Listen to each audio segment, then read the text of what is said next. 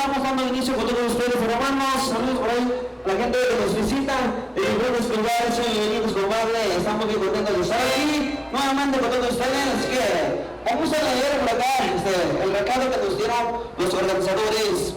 San Lucas, municipio de Cochuapa, Guerrero, 17 de diciembre de 2020.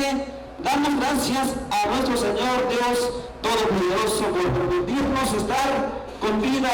Hoy cumplimos nuestra promesa de 4 años padrinar el grupo. Para toda nuestra gente de San Lucas, desde la Unión Americana, reciba un cordial saludo. Gracias, señor evangelista San Lucas.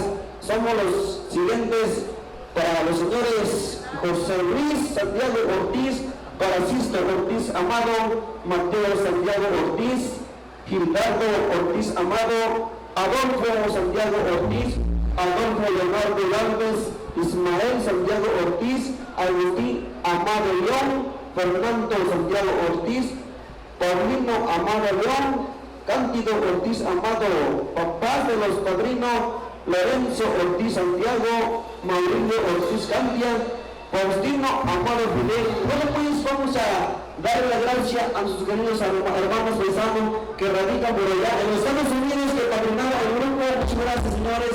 Gracias a la familia Ortiz, compadre, y el amigo Lorenzo. Ahí están los saludos. Bueno, pues,